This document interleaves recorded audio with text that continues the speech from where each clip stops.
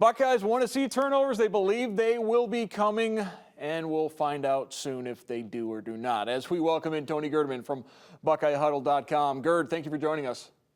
Thank you for having me, Mark. Interesting anecdote from Jim Knowles this afternoon, reflecting upon his experience at Duke some 10 years ago with turnovers and how that translates to wins and losses and points. Yeah, that was probably the funniest moment of the day, talking about his time at Duke with back-to-back games against Clemson and Florida State. And he said, they forced 10 turnovers in those games, but also gave up 50 points a game in those games. So, yeah, averaging 5 turnovers forced a game and giving up 50 points. I think he said something like, I don't even know how you do that, but we did it. Then that gives you an idea of turnovers are nice, but he said it's just one metric to what wins you a game. Another topic du jour, Denzel Burke. He struggled mightily against Arkansas State. They sat him down for a little bit, seemed to reassess, come back in, play a little bit better. Is there a high level of concern over Denzel Burke? Are we seeing a sophomore slump for the cornerback? From what the coaches are saying, there's no concern, but this year they have the ability to pull somebody out and let them reassess. I think that was the word used a couple of times, and see the game from the sideline. And Ryan Day a couple of times just pointed out that they couldn't do that last year. He said they had guys starting that they didn't know if they could play, basically. And now this year you have the ability to pull a guy off if he has an issue or makes a mistake or 2 mistakes. We saw Josh Proctor get removed from the Notre Dame game, and he came back strong against Arkansas State. You saw Denzel Burke finally get pulled after a few rough outings, rough situations, and then put back in and respond that way. I thought it was interesting. Jim Knowles said, they don't want to pull a guy for just one play, even though it almost felt like they did against Notre Dame, but they don't want to pull a guy for just one play. But if it looks like he's having issues, they'll pull him out, let him sit and let him watch and talk to him about it and then get him back out there. But yeah, they have complete trust in Denzel Burke, but both coaches think, have said he'll need to step it up. Something, they don't think it's anything serious, but eventually you've got to start playing better. And perhaps the return of Jordan Hancock can help out of that situation as well, as he's missed the first 2 games, dressed both of those games. We know he had the injury in training camp that, according to Ryan Day, was perhaps more significant than he led on. Is Jordan Hancock perhaps one of the ways that can help with that depth in the secondary?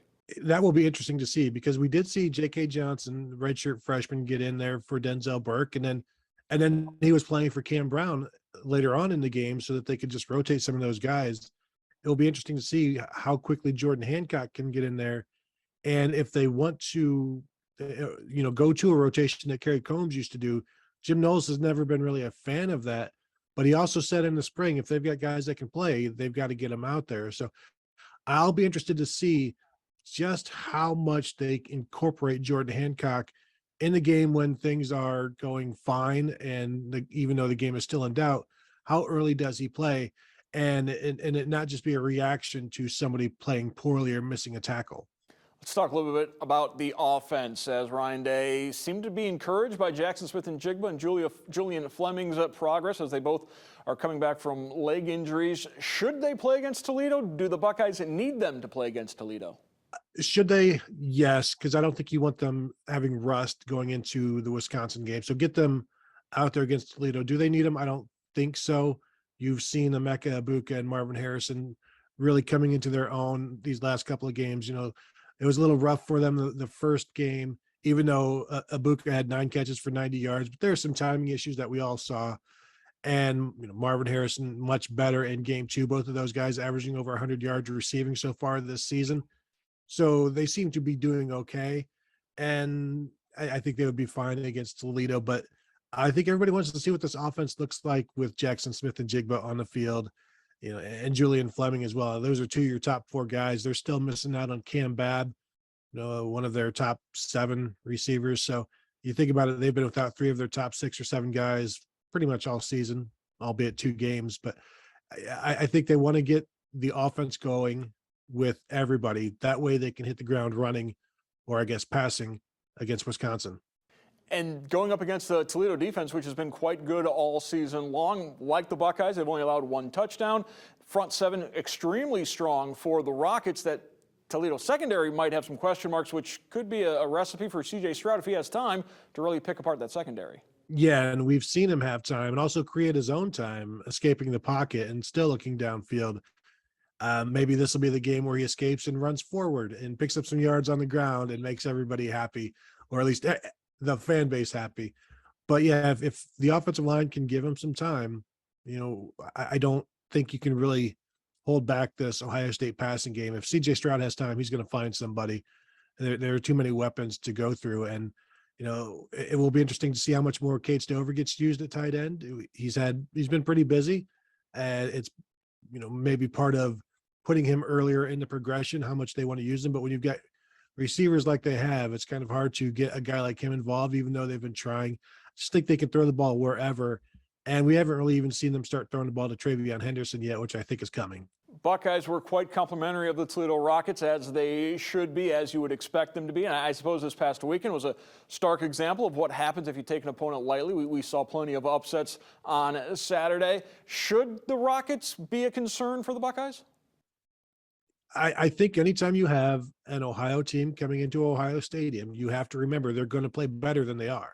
And this is already a very good program. It's a MAC. It's the MAC, but it's a very good program in the MAC. And we've seen, we saw Toledo go into Michigan and win back in 2008. Granted, a much different Michigan team compared to this Ohio State team. But the MAC has beaten the Big Ten plenty of times. And it was interesting listening to Ryan Day talk about watching college football last week, and CJ Stroud going home and watching college football. They've seen the upsets. They know that the weeks where people don't expect anything to happen, those are the weeks where everything happens. And you can't take any of these guys lightly, and you can't look at the next game ahead. The Big Ten season is starting.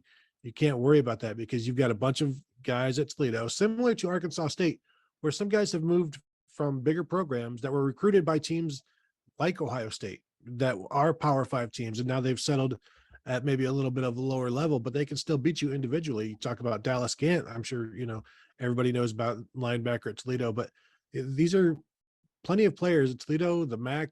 These guys send players to the NFL, and, on any given Saturday, as they say. So no, I don't think they'll be taking them lightly. I think maybe having it as a night game helps a little bit for the Buckeyes. They're not going to be sleepwalking at a 12 p.m. kickoff.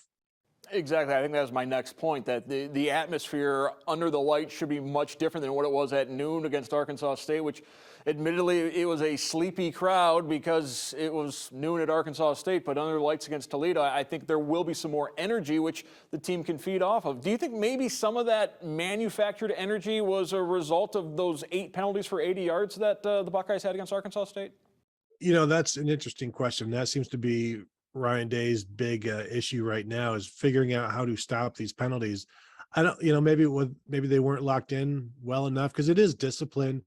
It is just, losing focus is what causes this. And yeah, you figure maybe they'll be a little bit more locked in. They'll have more time to think about it during the day. I'm sure there'll be more time. The coaches are telling them, hey, enough with the penalties, because eventually they can't go beyond this game. The penalties have to stop now, and you can't take them with you. And this will be an interesting game to see how much better they are, because at some point things have to click and they go from 8 or 9 penalties to 2 or 3. And then you don't even think about it anymore. Then it's just a little bit of a 2, 3, 4 game.